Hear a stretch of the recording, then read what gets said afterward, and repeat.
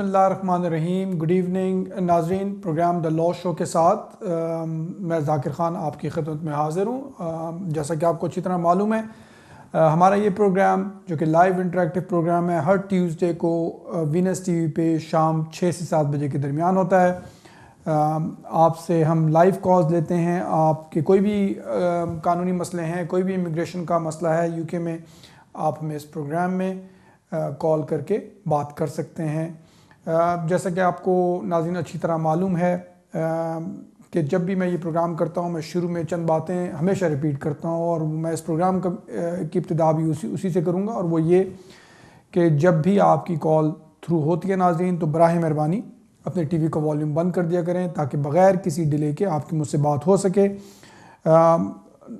अपना सवाल मुख्तसर और एक तक महदूद रखें। मेरी कोशिश होती है इस प्रोग्राम में कि जो भी कॉलर्स हमें कॉल करते हैं उन सारों से बात हो सके, तो अपना सवाल मुख्तसर और एक तक बराह मेहरबानी एक तक महदूद रखें ताकि ज़्यादा से ज़्यादा लोगों से हम बात कर सकें। और सबसे ज़रूरी बात ये कि जब आपकी मुझसे बात हो जाती है इस प्रोग्राम में, जैसा कि आपको मैं हर प्रोग्राम में कहता हूँ कि जी मेरे लिए पॉसिबल नहीं होता कि मैं आपसे आपका पूरा केस डिटेल में डिस्कस कर सकूँ, तो मैं हमेशा ये कहता हूँ कि मुझसे बात करने के बावजूद इस प्रोग्राम में क्योंकि मैं आपको गाइडेंस मतलब दे सकता हूँ लेकिन डिटेल में बात नहीं कर सकता, तो ज़रूर किसी भी वकील से जाके अपना केस डिटेल में डिस्कस कर लिया करें मुझसे बात करने के बाद इस प्रोग्राम में, ताकि किसी किस्म की कोई कन्फ्यूजन ना हो।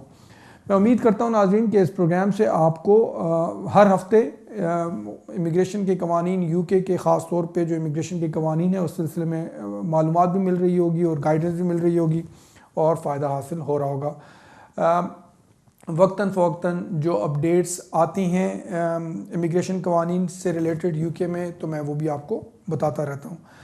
स्क्रीन पे नाज़रीन हमारा स्टूडियो का नंबर आ रहा है, आप इसी नंबर पे कॉल करके मुझसे बात कर सकते हैं। स्क्रीन पे हमारा नंबर आ रहा है, आप इसी नंबर पे आप कॉल करके बात कर सकते हैं। नाज़रीन कॉल्स लेने से पहले मैं ये भी बताता चलूँ कि जैसा कि आपको अच्छी तरह मालूम है कि अगले महीने यानी कि अगले महीने 23 जून को रेफरेंडम हो रहा है यहाँ पे यूके में कि यूरोपियन यूनियन में यूके रहे या ना रहे, तो मेरे ख़्याल में एक मुनासिब भी होगा कि हम एक प्रोग्राम इस पे भी करें इंशाल्लाह। चंद कॉलर्स ने ये फरमाइश की थी कि हम इस एक प्रोग्राम उस पर भी करें, तो मेरा इरादा है इंशाल्लाह कि जून के शुरू में इंशाल्लाह एक आध प्रोग्राम जो है वो इस पर हम करें। उसमें मैं आपको अपनी तरफ से बताऊंगा कि इमिग्रेशन कवानीन पे किस किस्म के इफ़ेक्ट हो सकते हैं, और प्लस हम लोगों के लिए ख़ास तौर पे जो एशियन, इंडिया, पाकिस्तान, बांग्लादेश वगैरह से जो लोग हैं उनके लिए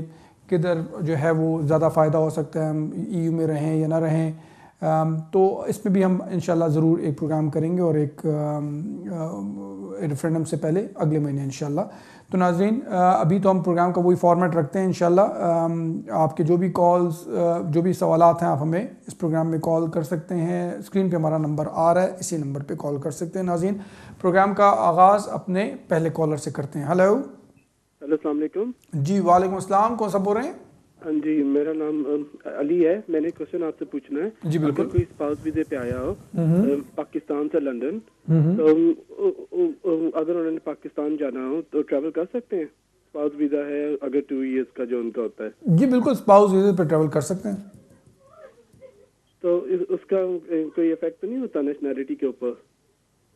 देखिए, नेशनैलिटी के लिए जब भी कोई अप्लाई करता है तो उसको रेजिडेंस रिक्वायरमेंट एक होती है कि आप एक सर्टन टाइम से ज़्यादा मुल्क से बाहर ना रहें हो। जो स्पाउस वीज़े से रिलेटेड जो लोग स्पाउस वीज़े पे यहाँ पे आते हैं और वो बाद को नेशनैलिटी के लिए अप्लाई करते हैं, जब उनको यहाँ पे रहते हुए 3 साल हो जाते हैं तो वो नेशनैलिटी के लिए अप्लाई कर सकते हैं। उनको जो ये भी प्रूव करना होता है कि 3 सालों में टोटल वो 9 मंथ से ज़्यादा, 9 महीने से ज़्यादा मुल्क से बाहर नहीं रहे।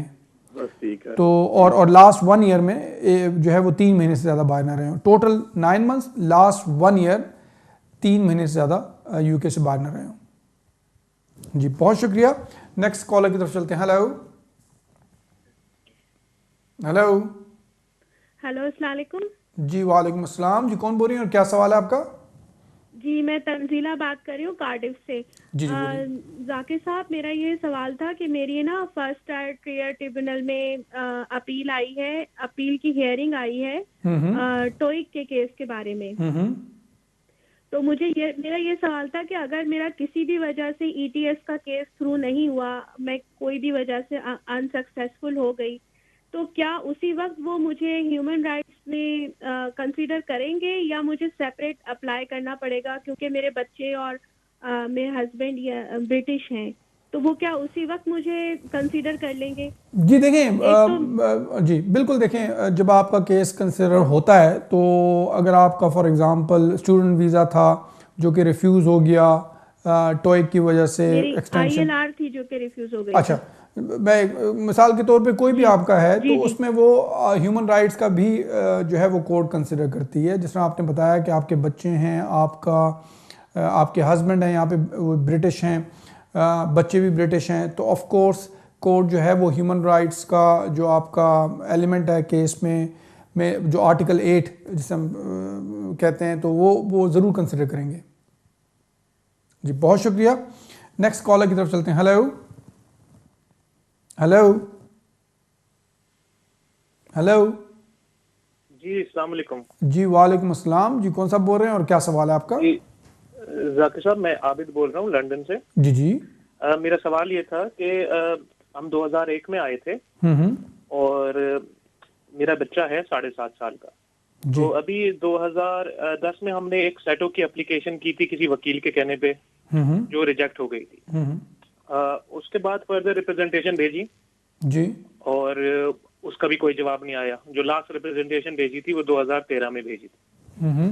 तो सर अभी मैं ये पूछना चाह रहा हूँ कि क्या हमें अभी नई एप्लीकेशन करनी चाहिए या उसी केस को परस्यू करके और इसको केस को आगे लेके चलना चाहिए? एक तो ये सवाल था। मैं दूसरा सवाल बता दूं आपको पहले? मैं पहले आपके इस सवाल का जवाब दे देता हूँ, फिर आप दूसरा बता दीजिएगा। देखिए, जहाँ तक आपके इस सवाल का ताल्लुक है, 2013 में जो आपने फर्दर रिप्रेजेंटेशन जो की थी, वो होम ऑफिस ने एक्नॉलेज की है कि उनके पास एप्लीकेशन आपकी है? नहीं सर, एक्नॉलेज नहीं की थी, लेकिन वो रिकॉर्डेड डिलीवरी से गई थी, लेकिन एक्नॉलेज नहीं की। एक्नॉलेज से मेरा मतलब ये नहीं है कि उन्होंने कोई लेटर आपको लिखा हो, लेकिन बात को अगर आपके वकील ने दोबारा उनसे कोई कॉरेस्पॉन्डेंस की है तो किसी भी स्टेज पे होम ऑफिस ने ये कहा है कि आपकी एप्लीकेशन आउटस्टैंडिंग है? नहीं सर, ऐसा कुछ नहीं हुआ। सिर्फ रिप्रेजेंटेशन भेजी थी, उसमें उसने आर्टिकल 8 भी डाला था और कहा था कि वो प्रीवियस एप्लीकेशन को कंसिडर करें या बच्चे के होने, क्योंकि उस वक्त मेरे बच्चे की उम्र 4 साल थी, 4.5 साल। अच्छा, देखिए इसमें पहले तो आपके वकील को चाहिए कि ये अगर होम ऑफिस से वो कंफर्म करें कि आया आपकी एप्लीकेशन कोई पेंडिंग है भी कि नहीं। अगर तो आपकी फर्दर रिप्रेजेंटेशन अभी आउटस्टैंडिंग है तो मेरे ख्याल में, और जो कि 2013 से है, अगर ऐसी बात है तो मेरे ख्याल में बजाय अभी स्टेज पे नई एप्लीकेशन करने के आपको उसको परसू करना चाहिए आगे। जी, आपका दूसरा सवाल क्या था?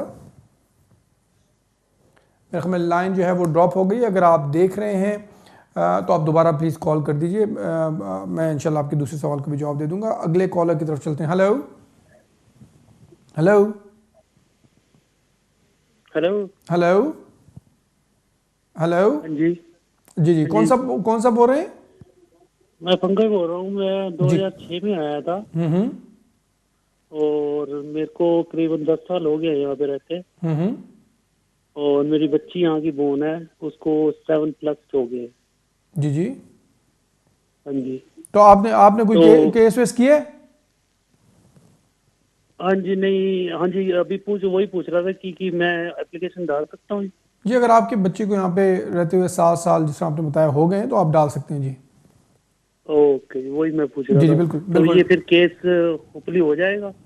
देखिए, इसमें मुख्तलिफ फैक्टर्स देखते हैं, लेकिन ऑब्वियसली कानून एक कानून ये भी है कि अगर बच्चे को यहाँ पे रहते हुए 7 साल हो जाएं तो तो उनको यहाँ पे होम ऑफिस कंसिडर करेगा यहाँ पे रहने की इजाज़त देने के लिए। और न सिर्फ उनको, जो उसके साथ ऑब्वियसली पेरेंट्स हैं, वो भी एप्लीकेशन कर सकते हैं। और इस सिलसिले में एक रीसेंट जो है वो अदालत का एक डिसीजन भी आया था जिसमें उन्होंने कहा था कि अगर बच्चों को यहाँ पे रहते हुए 7 साल हो जाएं तो होम ऑफिस को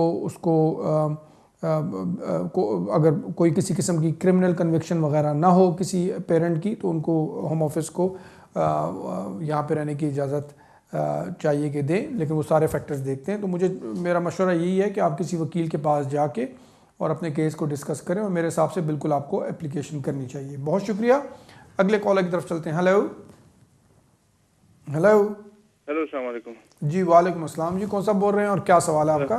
सर जी, मैं शाहिद बोल रहा हूँ। मेरा क्वेश्चन यह है कि मैंने बच्चे की बुनियाद पे एप्लीकेशन किया था, जी जी, जो कि उन्होंने रिफ्यूज किया, और उसके बाद उसमें कॉन्टेक्ट ऑर्डर भी था बच्चे का। रिफ्यूज करने के बाद हमने उसको चैलेंज किया जेआर पर, और जेआर पर चैलेंज करने के बाद उन्होंने जो है वो ट्रेजरी के जरिए हमसे बात की, और हम हेलो हेलो मिलेगा। सॉरी, आपकी आवाज़ बीच में कट गई थी। सॉरी, एक सेकंड। 8 मंथ हो गए हैं, अभी तक कोई रिप्लाई नहीं आया है सर, और कुछ हुआ नहीं है। तो मैं आपसे ये पूछना चाहता हूँ। शायद साहब, आपके बीच में से आवाज़ ज़रा कट गई थी। आपकी मैंने यहाँ तक बात समझी थी कि आपने जब जेआर किया, फिर ट्रेजरी ने आपसे रब्ता किया था, ट्रेजरी सोलिसिटर्स ने? हाँ, उन्होंने कहा था कि अपना जेआर वापस ले लें। अच्छा, तो जेआर हमने वापस ले लिया। इसी बेस पर यही बात हो गई कि भाई उन्होंने कोर्ट में कि भाई 3 महीने में वो दोबारा उसको रिकंसीडर करेंगे। ठीक है ठीक है। इसके बाद हम रिकंसीडर के ऑप्शन पर गए, वो 3 महीने के बजाय 8 महीने हो गए हैं, और हमने ये भी मान लिया था कि भी हम कोई पैसों का क्लेम नहीं करते, नो प्रॉब्लम। 8 महीने हो गए, अभी तक कोई रिप्लाई नहीं आया है, कुछ हुआ नहीं है। अभी क्या स्टेप लेना चाहिए? आपके वकील ने रब्ता किया फिर उनसे, होम ऑफिस से? नहीं, उन्होंने रब्ता नहीं किया। वो कहते हैं कि वेट एंड सी। देखें, अभी आपके वकील को चाहिए कि वो ट्रेजरी सोलिसिटर से भी बात, तो ट्रेजरी सोलिसिटर से निकल गई है क्योंकि उन्होंने वापस होम ऑफिस में जो केस वर्कर हैं उनको रेफ़र कर दिया होगा केस। लेकिन ट्रेजरी सोलिसिटर से भी रब्ता करें, और होम ऑफिस से जो केस वर्कर हैं उनसे भी रब्ता करके मालूमात करें कि आपने कहा था कि 3 महीने के अंदर आप फैसला करेंगे, तो आप हमें ज़रा अपडेट बताएं। इसमें कोई मुज़ायका नहीं है। वो अगर आपके वकील उनको एक लेटर लिख दें और फिर थोड़ा सा वेट करें 2-3 महीने के, क्या होता है। या उनको दोबारा सर प्री एक्शन प्रोटोकॉल लिख दें, या दोबारा कोर्ट जाएं? नहीं, अभी फिलहाल तो देखें, दोबारा प्री एक्शन प्रोटोकॉल करने की ज़रूरत नहीं है। उन्होंने कहा था 3 महीने के अंदर वो कंसिडर करेंगे, तो अभी फ़िलहाल एक जो कहते हैं स्टेटस मालूम करने के लिए आपके वकील उनको लिख सकते हैं और उनसे पूछ सकते हैं कि एग्जैक्टली बताएं कि क्या सिचुएशन और कब तक आप एप्लीकेशन डिसाइड करेंगे। तो होम ऑफिस उसको रिस्पॉन्ड करेगा। आप 1-2 महीने फिर उसके बाद थोड़ा सा वेट करें लिखने के बाद, और उसके बाद भी अगर कोई फैसला नहीं होता तो फिर आप अपने वकील से या किसी भी वकील के पास जाके डिटेल में मामले को डिस्कस करें। बहुत शुक्रिया। नेक्स्ट कॉलर की तरफ चलते हैं। हेलो, अस्सलाम वालेकुम। जी वालेकुम अस्सलाम, कौन सा बोल रहे हैं? अब्दुल बोल रहा हूँ। जी जी जी बोलिए। जी, मेरा क्वेश्चन था, मैं ब्रिटिश सिटीजन हूँ। अगर मेरे पास जो एक्सपायरी पासपोर्ट होते हैं, जो ओल्ड पासपोर्ट होते हैं, वो चाहिए होते हैं फ्यूचर में? जब आप जहाँ तक मुझे याद पड़ता जब आप ब्रिटिश नेशनलिटी, जब आप पासपोर्ट के लिए एप्लीकेशन करते हैं तो पुराने पासपोर्ट तो लगा के भेजते हैं ना? नहीं, अगर पासपोर्ट आपके पास ब्रिटिश सिटीजन हो भी जाओ, जी जी, उसके बाद भी जरूरत तो नहीं ना पड़ती है? नहीं, कोई जरूरत नहीं है। जब आप नया पासपोर्ट बना लेते हैं तो फिर कोई जरूरत नहीं है। हाँ, उनको शेयर कर दिया जाए। जी, आप कर सकते हैं उनको। जी, थैंक यू।